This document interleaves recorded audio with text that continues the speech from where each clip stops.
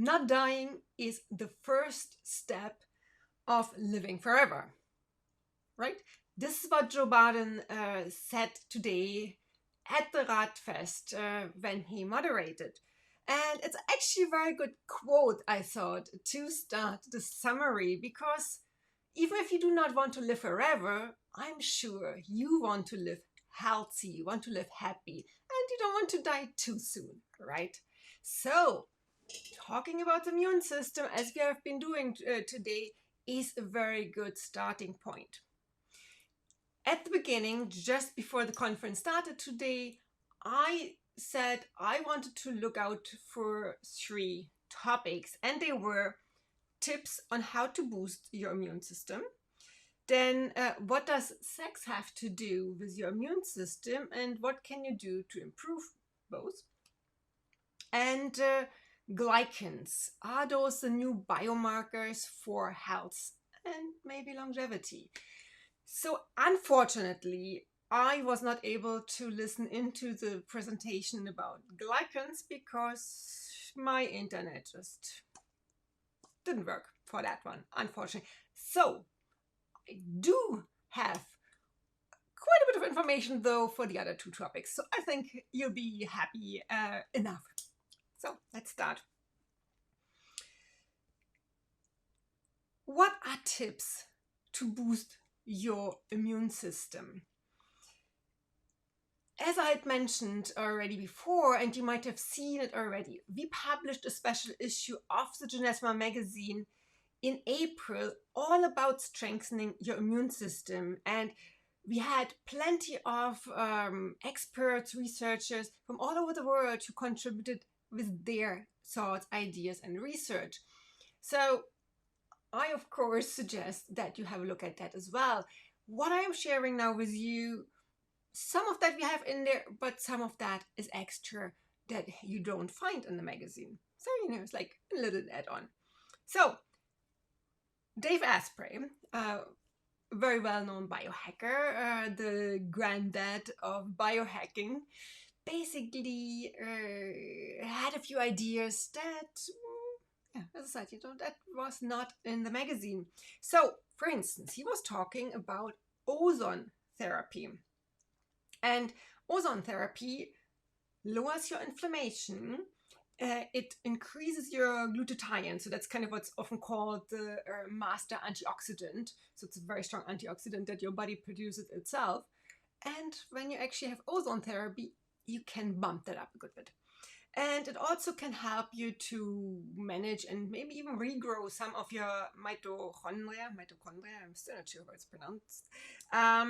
So this is very helpful.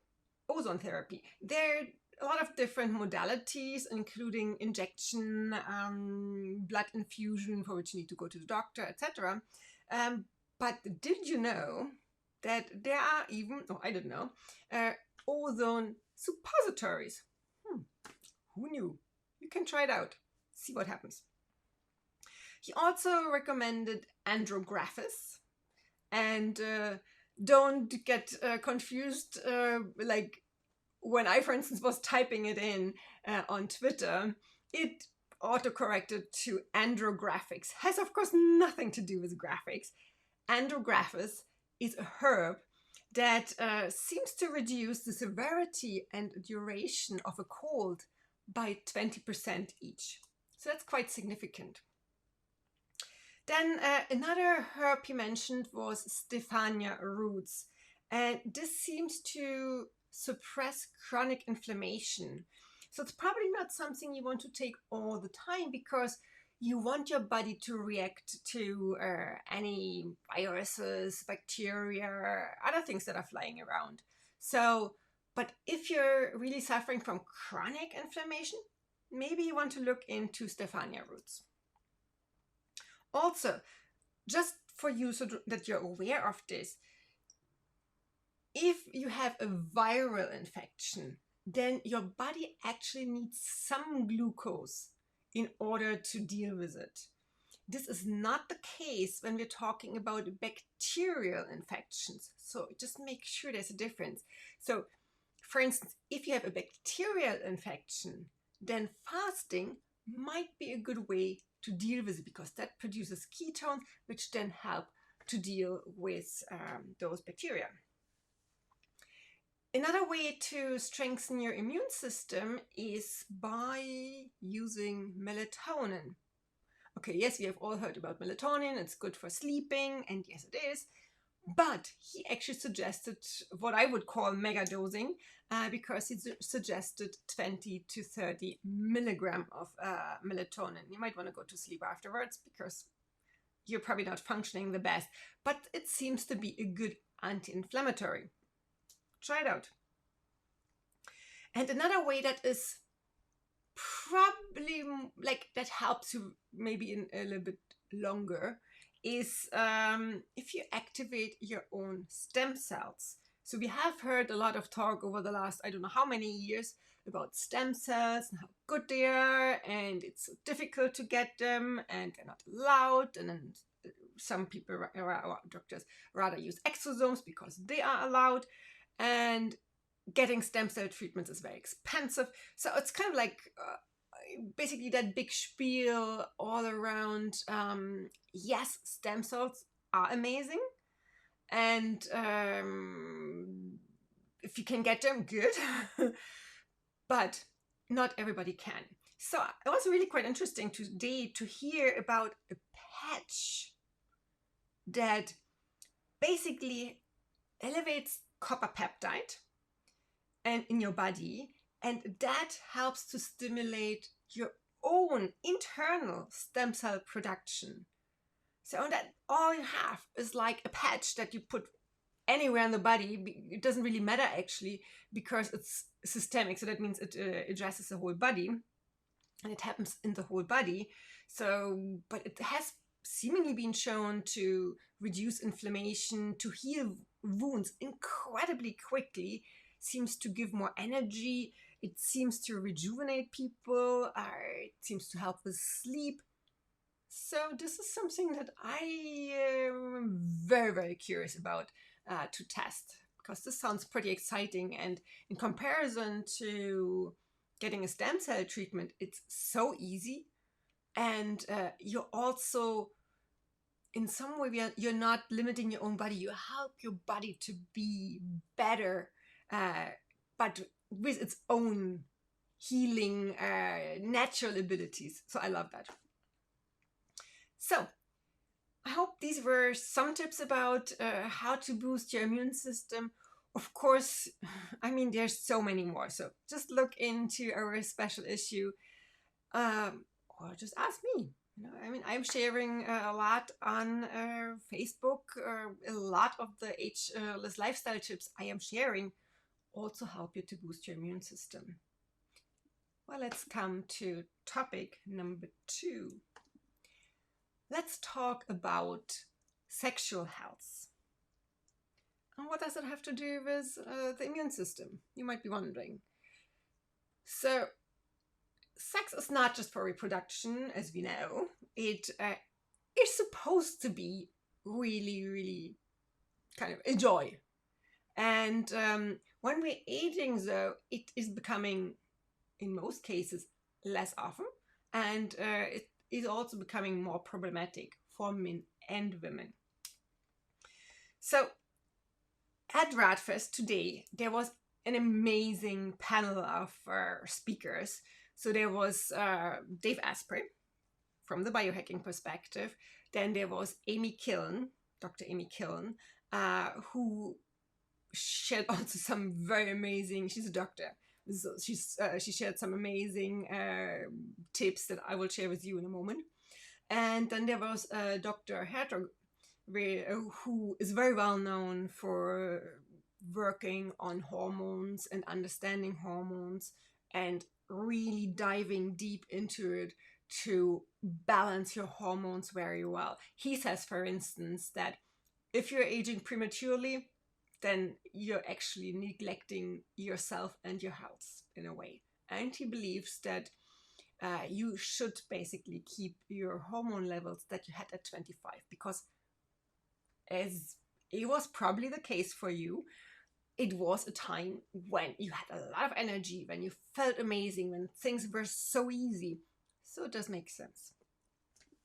And then there was the moderator, my friend Greta Blackburn, and she really made sure that all the best information came out of that panel.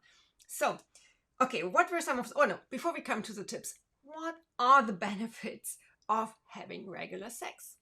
And regular sex, she says, depending, is like 1 to 4 times a week. That counts as regular sex. So it relieves stress. You actually, and that relates very much to the immune system, you have less colds if you're having regular sex, even once or twice a week, and it seems to reduce the number of times you get ill.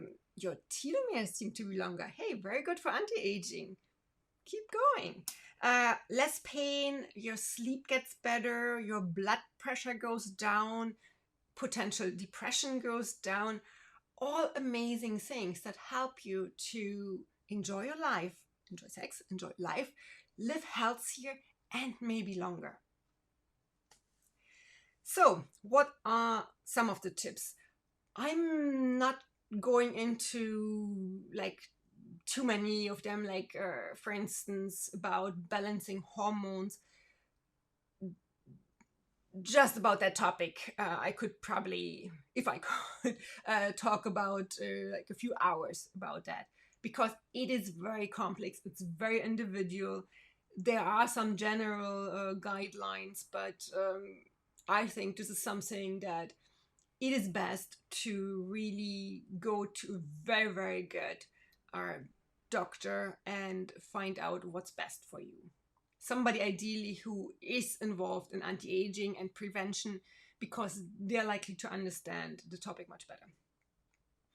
So I will be focusing on women, but even though most of what I'm going to say is also relevant for men, but the next tip specifically is primarily for men and or for the guys in your life, ladies. So basically, I'm talking about ejaculation. What Dave Asprey mentioned is that, and it comes from a lot of basically traditional medicine, like from the Ayurveda, etc. If men ejaculate too often, then they actually deplete their testosterone, which, if you deplete it too much, is not good. So there seems to be a formula to calculate how often men, or how often is good for men to ejaculate. So the formula is take the man's age, deduct 7 years, then divide it all by 4, and you get the number of days between ejaculation. So let's take the example of a man who's 55. Deduct 7 years is 48. And if you divide that by 4, you get 12 days. So basically every 12 days would be a good amount for the man to ejaculate. Or less often, because that helps to boost the testosterone. It seems to be, and that's where you come into the game again, it seems to be good though to just have sex. That does not seem to deplete the testosterone. I don't really understand how that is different, but that's what was mentioned. So you ladies, we ladies, we are in the lucky situation that we can have sex as often as we want. We can play with ourselves. It's very good. It helps us to basically tell nature that we are still needed and we still want to be reproductive. And even if we don't want to, it doesn't matter. But basically, the body will keep you in much better shape, much fitter, much happier, much healthier if you basically just keep going. Do it. And what else? There are some other tips that were mentioned. One was peptide 141, so 141. That seems to help to feel that you and men feel sexually more responsive. It also gives you a 10, just in case you want that or don't want that. Another way to rejuvenate the genitals and to basically improve blood flow, etc., seems to be red and infrared light, and seems to be best when that one is pulsed. You also, and you know that one, you want to strengthen your pelvic floor. But it's not about Kegels anymore as it used to be. There's so much more. There are actually plenty of devices out there that help you to do Kegel-like exercises, but also different ones. And what's interesting is there seem to be a lot of apps out there now that you can use in order to see how well you're actually doing and if you're progressing. And it's even gamified.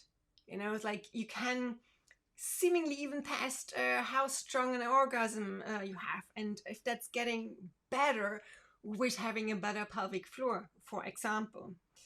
Also, as you probably know, your mind is crucially important. Like, is your mind in it or is your mind not in it? How relaxed are you? So, and they are not only like meditation apps, mindfulness apps, etc., that we already know. They are also simply specific for women, seem to be apps that help with the mind, help to stimulate and to help on the journey. And one app that Amy mentioned was called Rosie, ROSY, and the other one is called Furly. I think that's the way it's pronounced, FERLY. Apart from that, of course, you want to optimize, as I mentioned, the hormones. And my last tip here that I want to share with you from today's conference day at RAADFest is blood flow. And there you can use or boost your own nitric oxide, or you can even supplement with nitric oxide, but you can also use hyperbaric oxygen chambers. I hope that you enjoyed those tips, and I will be back tomorrow with more tips from RAADFest 2020 so that you can live a longer, happier life, maybe even live forever. All the best. Bye.